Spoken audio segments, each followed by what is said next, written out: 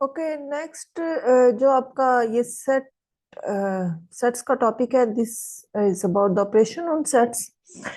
So sets पे अगर operations देखा जाए तो मेनली दो ही तरह के ऑपरेशन है। एक तो आपका यूनियन ऑफ टू सेट्स है या यूनियन ऑफ सेट्स है, और एक आपका इंटरसेक्शन ऑफ सेट्स है। सो यूनियन ऑफ सेट्स में क्या होता है कि आपके जो कॉमन पॉइंट्स होते हैं ना, वो आ जाते हैं। जैसे अगर आप इसे गौर से देखें तो यूनियन ऑफ सेट्स में अगर आपके पास दो सेट्स हैं तो सिंबॉलिकली ये यूनियन बी क्या होता है, all those points in the universal sets which are belong to A। ये जो सिंबल है और ये मैंने आपको लास्ट लेक्चर में बताया था कि ये जो सिंबल है ये नॉर्मली एंड को रिप्रेजेंट करता है, और ये जो है ये और को रिप्रेजेंट करता है। सो इधर इन ए और इन बी, यानी कि अगर मैं इसको यहाँ पे लिखना चाहूँ तो मैं यहाँ पे लिखती हूँ ए यूनियन बी। बेसिकली क्या है, यूनियन बी में all those points in the universal set, A and B are the subset of the universal sets। ठीक है, अगर आपका A और B जो है ये दोनों सबसेट्स हैं U के, एंड U जो है यूनिवर्सल सेट है, तो union B all those points in this such that either X belongs to A, और आप और लिख लें या इट्स अप टू यू कि आप ये वाली सिंबल को नोट कर लें, और x बिलोंग्स टू b। ये जेन में रखेंगे। और का मतलब ये है कि एटलीस्ट वन ऑफ देम या तो ए में है या बी में है या दोनों में है। ठीक है, कहने का मतलब ये है कि कॉमन पॉइंट्स भी आ जाती हैं। सो अगर फॉर एग्जांपल ए आपका ये है 1 2 3, बी आपका 2 3 4 5 है, तो ए यूनियन बी क्या होगा 1 2 3। ओके, 2 3 मैप हो रहे हैं लेकिन 2 3 एक ही बार आएगा, कोई 2 3 दो बार नहीं आएंगे। ठीक है, और 4 5। So this is A union B. So notice that the elements common to A and B, namely the elements 2 and 3। Okay, ये वो वाली बात है जो मैंने आपको कही है कि जो कॉमन एलिमेंट्स होते हैं वो एक ही बार अपीयर होते हैं। ठीक है, अच्छा, इंटरसेक्शन ऑफ टू सेट्स में बेसिकली क्या होता है कि वो पॉइंट्स जो कॉमन पॉइंट्स होते हैं, कॉमन पॉइंट्स का मतलब है जो ए में भी और बी में भी है common points. So A intersection B जो होता है वो बेसिकली क्या है, all those points in the universal set such that x belongs to A and, ये जेन में रखें एंड दोनों में है, एक्स बिलोंग्स टू बी, यानी कि ये दोनों सेट से बिलोंग करता है। सो this is the common. For example ऊपर वाली एग्जांपल में अगर आप देखें, सो ये और बी और कॉमन पॉइंट जो ए और बी में है वो ये वाला सेट है। सो this is the intersection and union of two sets. Okay, and disjoint sets. Disjoint sets ऐसे सेट्स होते हैं जिनके कॉमन पॉइंट्स जो होते हैं वो एम्प्टी होते हैं। यानी कि आप ये कहेंगे कि if the intersection of two sets is the empty sets. Intersection जो होता है कॉमन रीजन को कहते हैं। ठीक है, सो अगर आपका ए इंटरसेक्शन बी जो है वो एम्प्टी सेट है, ठीक है, तो ये इक्विवेलेंट है, this is equivalent to say that A and B are disjoint.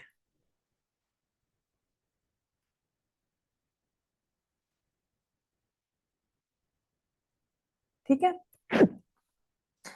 For example अगर आप ओड नंबर्स का और इवन नंबर्स का देखें तो यहाँ तो नंबर्स इंटीजर ऑड है, यहाँ फिर इवन है, और ये दोनों जो है ये आपस में डिसजॉइंट सेट्स हैं। इसी तरह से रैशनल या इरेशनल्स को देखें तो ये जो है ये डिसजॉइंट सेट्स हैं। अच्छा, the set of art students and the set of science students of the college are disjoint sets। वैसे ये एग्जांपल कोई इतनी वो नहीं, क्योंकि आजकल तो ये है कि आर्ट्स वाले बच्चे जो हैं वो साइंस के कुछ सब्जेक्ट्स कॉमन रखते हैं, बट ओके दिस डिग्री तो उन्हें आर्ट्स और साइंस की मिलती है, चलें ठीक है, ये डिस्जॉइंट सेट है। ओवरलैपिंग सेट्स देखें। ओवरलैपिंग सेट्स वो होते हैं जिनका जो है वो जो इंटरसेक्शन होता है वो अगर आपका ए इंटरसेक्शन बी जो है वो नॉन एम्प्टी हो। एम्प्टी हो तो डिसजॉइंट है, अगर नॉन एम्प्टी है तो इस केस में मैं कहूंगी कि सेट ए और बी जो है वो ओवरलैप कर रहे हैं। ठीक है, जैसे अगर आपके पास सेल जो है वो 2 3 4 5 6 है और एम जो है 5 6 7 8 9 10 है, तो एल और एम जो है वो लैप करेंगे, क्योंकि अगर आप देखें तो ये 5 6 जो है ये कॉमन पॉइंट्स हैं, ये इंटरसेक्शन में और नॉन एम्प्टी है। ठीक है, इसी तरह से कॉम्प्लीमेंट ऑफ अ सेट। किसी सेट का कॉम्प्लीमेंट क्या होता है, किसी सेट का कॉम्प्लीमेंट होता है यूनिवर्सल सेट में। यानी कि मैं ये कहूंगी कि ए कॉम्प्लीमेंट बेसिकली क्या होता है, all those points in the universal set such that x is not belongs to A, यानी कि वो सारे पॉइंट्स जो ए में नहीं। जैसे अगर इवन नंबर्स हैं सेट ऑफ नेचुरल नंबर्स में, ठीक है, तो इनका जो कॉम्प्लीमेंट होगा वो ऑड नंबर होगा, क्योंकि ऑड नंबर्स जो होते हैं वो इवन नंबर्स में नहीं होते। सो वो सेट ऑफ नेचुरल नंबर का ही सबसेट होगा और ये बेसिकली ऑड नंबर होंगे। ठीक है, अच्छा जी, इसी तरह से अल्फाबेट्स का आप देख लीजिएगा। Okay, difference of two sets, दो सेट्स का डिफरेंस क्या होता है? यानी कि ए डिफरेंस बी में बेसिकली वो होता है all those points of A that are not in B, और बी डिफरेंस ए में क्या होता है? वो सारे पॉइंट्स बी के जो कि ए में नहीं है। यानी आप अगर इसको इस सिंबल में इसको इस से भी डिनोट करते हैं, ठीक है, it's A minus B B और ए स्लैश बी से। So basically all those points on A such that x is not belongs to B. सही है। सो अगर तो इंटरसेक्शन जो है वो नॉन एम्प्टी है, तो इसका मतलब ये है कि ए का एक पार्ट निकल जाएगा। लेकिन अगर डिसजॉइंट सेट्स हैं, तो डिसजॉइंट सेट्स में इंटरसेक्शन जो है वो एम्प्टी सेट होता है, तो डिसजॉइंट सेट में डिफरेंस बी जो है वो इटसेल्फ ए के इक्वल होगा। इसी तरह से बी डिफरेंस ए में क्या होगा? All those points of B that are not in A. ठीक है, सो ये देख लें, अगर आपका ए इसके इक्वल है 1 2 3 4 5, बी जो है वो 4 से लेके 10 तक की गिनती है, तो ये डिफरेंस बी आप देखें तो 4 5 कॉमन पॉइंट्स हैं, ये देखें, और 1 से 3 तक जो है, और बी डिफरेंस ए जो है वो 6 से लेके 10 तक पॉइंट्स जो है वो ए में नहीं आ रहे। ठीक है, so notice that okay this is the point, A difference B जो होता है वो बी डिफरेंस ए के इक्वल नहीं होता। अगर आप कॉम्प्लीमेंट देखें तो कॉम्प्लीमेंट बेसिकली क्या होता है? ऑल अगर आप कॉम्प्लीमेंट की डेफिनेशन देखें तो कॉम्प्लीमेंट में क्या था? वो सारे पॉइंट्स थे जो ए में नहीं थे। तो अगर आप कॉम्प्लीमेंट को गौर से देखें तो ये बेसिकली क्या होता है? ये आपका है कॉम्प्लीमेंट में जो पॉइंट्स है ये आपका क्या है? यू डिफरेंस ए, ठीक है, U difference A. So basically complement जो होता है वो किसी सेट का यानी कि वो डिफरेंस होता है यूनिवर्सल सेट से उस सेट का। ठीक है, किसी सेट को कॉम्प्लीमेंट। अच्छा, नेक्स्ट है आपका टॉपिक वेन डायग्राम्स का। ठीक है, नॉर्मली जो मैथ्स में जो सेट्स की विजुअलाइजेशन है वो हम वेन डायग्राम से करते हैं, क्योंकि मैथमेटिक्स में नॉर्मली विदाउट विजुअलाइजेशंस आप मैथमेटिकल थ्योरी को अंडरस्टैंड नहीं कर सकते। ठीक है, सो ये तो डिस्क्रिप्टिव वे था, नॉन डिस्क्रिप्टिव वे था, लेकिन इन सेट्स को विजुअलाइज कैसे किया जा सकता है? ठीक है, सो उसके लिए हम क्या करते हैं कि एक वेन डायग्राम क्या होता है कि जो यूनिवर्सल सेट है वो आपकी कंप्लीट रेक्टेंगल या स्क्वायर शेप में होती है, और इसका जो सबसेट बनाना होता है वो हाईलाइट कर लेते हैं हम किसी और कलर से।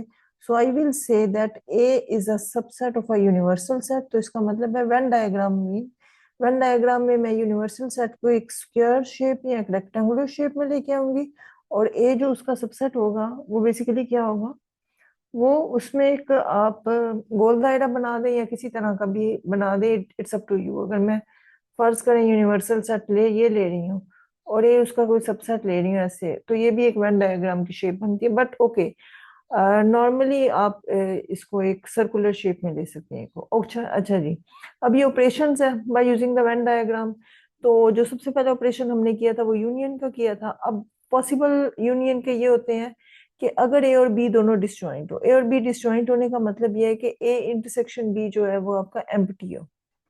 ठीक है, एम्प्टी सेट की फॉर्म में जो वेन डायग्राम्स में ए और बी जो है वो इस तरह से नजर आते हैं, और इन दोनों का जो यूनियन होता है वो ये हॉरिजॉन्टल लाइंस है। ठीक है, सो ए और बी जो है वो वेन डायग्राम इस शेप में होंगे। अगर ए और बी जो है वो ओवरलैपिंग फॉर्म में, ओवरलैपिंग का मतलब ये है कि इनका जो कॉमन पॉइंट्स है वो नॉन एम्प्टी सेट है। सो ए इंटरसेक्शन बी जो है वो अगर आपका नॉन एम्प्टी है, तो इस केस में आपकी जो यूनियन होगा वो ये हॉरिजॉन्टल लाइंस को रिप्रेजेंट करेगा। और इसी तरह से अगर ए जो है वो सबसेट होगा बी का, तो ए अगर सबसेट है बी का, तो यूनियन जो है ये आपका बी फुल सेट को रिप्रेजेंट करेगा। और इसी तरह से अगर बी जो है वो सबसेट है ए का, तो ये बेसिकली ये पॉसिबल केसेस हैं। इस केस में यूनियन की शेप कैसे होगी वन डायग्राम में? तो ये आपकी यूनिवर्सल सेट्स में ही। अब इंटरसेक्शन आ जाए, इंटरसेक्शंस में अगर आपके दोनों सेट्स डिसजॉइंट हैं, there is no common points, so वो एम्प्टी लाइंस, कोई वर्टिकल लाइंस नजर नहीं आ रही। लेकिन अगर आपके ओवरलैपिंग फॉर्म में सेट सेट है, तो ये जो पार्ट है ये जो वर्टिकल लाइन का हाईलाइट हो रहा है ये पार्ट जो है ना, ये आपका ए इंटरसेक्शन बी है। ठीक है। अब अगर जो है वो ए सबसेट होगा बी का, तो ए जो है वो फुली कंटेन करेगा बी में, तो जो ए वाला पार्ट होगा वो आपका सारा इंटरसेक्शन होगा। इसी तरह से अगर बी जो है वो सबसेट होगा ए का, तो B is the intersection B. ठीक है। इसी तरह से ए डिफरेंस बी को अगर आप वेन डायग्राम से विजुलाइज करें, तो ए डिफरेंस बी में बेसिकली यूनिवर्सल सेट्स के वो सारे पॉइंट्स हैं जो ए में और बी में नहीं है। So if they are disjoint, so A difference B जो है वो पूरे का पूरा ए हो जाएगा। ठीक है। इस केस में जो कि प्रॉपर ओवरलैपिंग है, तो आप देखें डिफरेंस बी को अगर आप और से देखें, तो ये ए में से ए डिफरेंस बी बेसिकली ए में से अगर आप देखें तो इसका जो इंटरसेक्शन है ए इंटरसेक्शन बी, क्योंकि ये जो पार्ट है ये आपका इंटरसेक्शन बी है। ठीक है। तो ए इंटरसेक्शन बी जो है वो निकल रहा है, वो सारे पॉइंट्स निकल गए हैं जो कि इंटरसेक्शन में है। इसी तरह से ये डिफरेंस भी अगर ए बी में कंटेन करता है, तो डेफिनेटली ये डिफरेंस भी एक एम्प्टी सेट होगा, because A is fully containing B. और बी अगर कंटेन करता है ए में, तो बी जो है वो कंटेन करेगा ए में, तो इसका मतलब है ए के कुछ पॉइंट्स ऐसे होंगे जो कि बी में नहीं होंगे, तो ये वाला वो पार्ट बन जाएगा। इसी तरह से बी डिफरेंस को आप विजुलाइज कर सकते हैं इसी तरह से। अच्छा, ये रिलेशन है between A and B. A and B disjoint sets होते हैं अगर उनका इंटरसेक्शन जो है वो एम्प्टी हो। तो अगर तो डिसजॉइंट सेट्स होते हैं, तो इस केस में जो यूनियन का ऑर्डर होता है वो order of A plus order of B के इक्वल होता है। इसी तरह से अगर ओवरलैपिंग शेप आती है, तो ओवरलैपिंग शेप में अगर आप और से देखें, तो ओवरलैपिंग शेप में आप ये यूनियन को देखें, तो ये एक बार इंटरसेक्शन आया है ये, और इंटरसेक्शन 2 टाइम्स रिपीट हुआ है। तो जब आप यूनियन का ऑर्डर लेते हैं, तो उसमें से आप इस वजह से एक इंटरसेक्शन के ऑर्डर को कैंसिल कर देते हैं, क्योंकि ए में, because A intersection B in that case, A intersection B जो है वो सबसेट है ए का, और ए इंटरसेक्शन बी जो है वो सबसेट है बी का। सो जब आप ए यूनियन बी लेंगे, तो एक बार ए इंटरसेक्शन बी जब आप ए लेंगे तब आएगा, और एक बार ए इंटरसेक्शन बी जब आप बी लेंगे तब आएगा। सो इसका मतलब ये है कि ए यूनियन बी जो है वो आपका इसके इक्वल आ जाएगा। ठीक है। और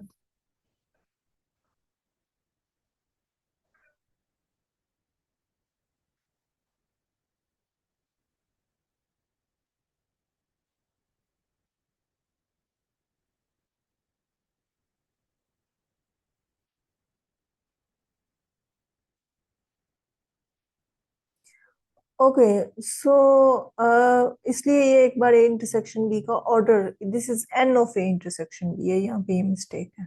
N of A intersection B, this is the order of A intersection. If A is contain in B, then A union B is equal to B. Yes, आप ये देखें, ये देखें, ये बी के इक्वल आ गए अगर बी के बी में कंटेन करता है। और अगर बी ए में कंटेन करता है, तो यूनियन बी ए के इक्वल है, और इस ऑर्डर जो है वो यूनियन बी का बी के इक्वल होगा और ए के इक्वल होगा। अगर इंटरसेक्शन बी एम्प्टी होगा, तो इसका मतलब ये है कि order of the intersection is 0, empty set होगा, और A intersection B contains elements which are in n में। अगर आपका ए जो है वो बी के इक्वल है, और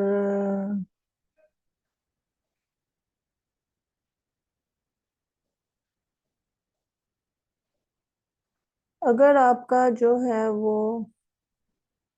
नेक्स्ट है आपका,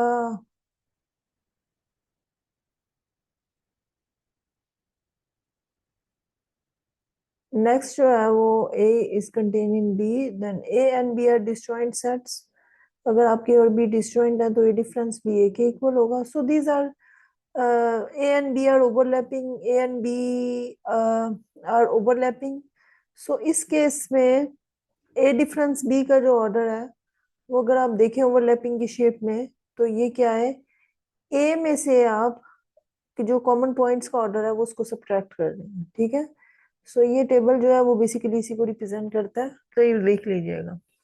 एंड नेक्स्ट आपका ये है कि चूंकि एम्प्टी सेट जो है, since empty sets contains no elements, empty set no portion of U represents it,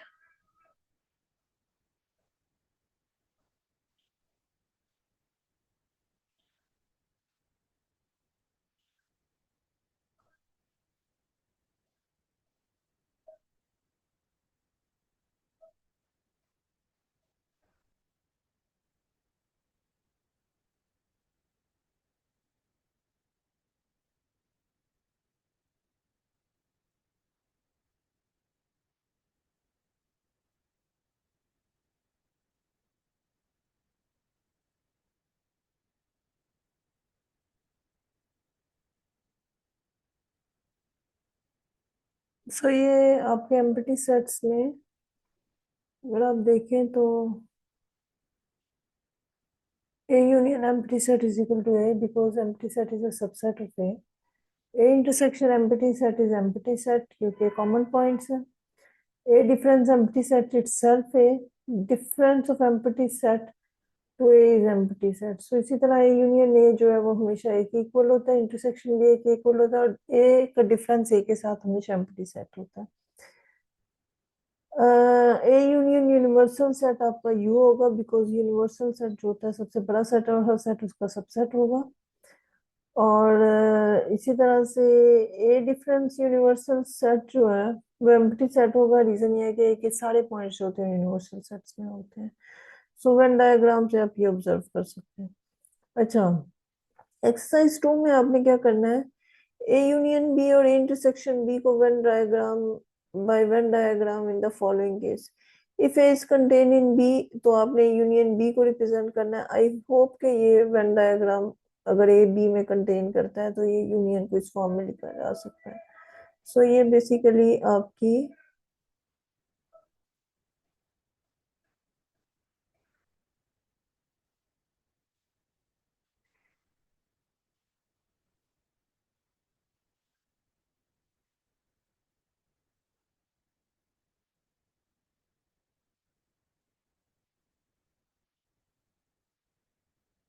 so ये Venn diagram A difference B और B difference A by Venn diagram. Okay, मेरे ख्याल से जितनी भी फोटो पिक्चर्स आपको दिखाई गई हैं इसमें ये सारी बातें क्लियर हो जाएंगी. ठीक है, सो ये एक्सरसाइज में एक्सरसाइज कर लीजिएगा आप. Use the Venn diagram to verify the following. अब ये देखिए, अगर ये मैं देख रही हूँ A difference B is equal to A intersection B complement. Normally ये होता है कि मैं प्रॉपर ऑल केसेस नहीं ले रही, मैं ओवरलैपिंग के केसेस लूंगी. जो नॉर्मल होता है ना वो ओवरलैपिंग वाला केस होता है. सो अगर मैं ए ओवरलैप बी ले रही हूँ, ये आपका ए है और ये आपका बी है. ठीक है, सो ए डिफरेंस बी अगर आप देखें तो ये चीज है. ठीक है, सो ये डिफरेंस बी है. But on the other sides अगर मैं वेन डायग्राम में ए इंटरसेक्शन बी कॉम्प्लीमेंट्स देखूं तो बी कॉम्प्लीमेंट बेसिकली अगर आप देखें तो ये पूरी ये चीज है. ठीक है, इसमें आपका ये ए वाला भी आ जाता है पार्ट. ठीक है, और ए इंटरसेक्शन बी कॉम्प्लीमेंट. अब इसका जो इंटरसेक्शन ए के साथ होगा वो यही वाला पार्ट होगा जो कि रेड से हाईलाइट हुआ हो, ये जो कॉमन है. ठीक है, तो ये वेन डायग्राम से आप देख लीजिएगा. इसी तरह से ए डिफरेंस बी का जो कॉम्प्लीमेंट इंटरसेक्शन बी जो है वो बी के इक्वल है. So by using Venn diagram it's better कि आप हमेशा और ना ऑल पॉसिबल केसेस लें, सिर्फ ओवरलैपिंग वाला केस लेके इसे डिस्कस कर दीजिएगा. ठीक है, नेक्स्ट आपकी जो प्रॉपर्टीज हैं वो यूनियन की है. Commutative property of union that A union B is equal to B union A. और इंटरसेक्शन प्रॉपर्टी ऑफ यूनियन जो है वो ओके कम्यूट कर जाते हैं with respect to intersection. This is the associative law. If you take three sets, so A union B union C is equal to A union B union C. और इसी तरह से ये associative law under intersections है. और ये आपका distributive law है. Distributive law means union actually distributes the intersection. So A union B intersection A union C. इसी तरह से intersection distributes the union. So A intersection B union A. So distributive of intersection over union. इसलिए इसे कहते हैं. And distributive of union हो because union जो है वो आपके इंटरसेक्शन को डिस्ट्रीब्यूट. और ये जो लास्ट लॉ है आपका, ये आपका डिमॉर्गन्स लॉ है. ठीक है, तो ये देख लीजिएगा. वेन डायग्राम से इसकी वेरिफिकेशंस करनी है. So we will see. Normally यही मैंने आपसे कहा था कि हमेशा आप जब भी प्रॉपर केस लेते हैं ओवरलैपिंग का केस लेते हैं. ठीक है, सो जब आप तीन सेट लेते हैं ए बी और सी तो will see it's easy to check. So ये ओवरलैपिंग का केस है. ठीक है, ये देखें ओवरलैपिंग में ये जो स्क्वायर वाली लाइंस आ जाती है ना, ये वाली, ये तीनों को इंटरसेक्शन आ जाता है.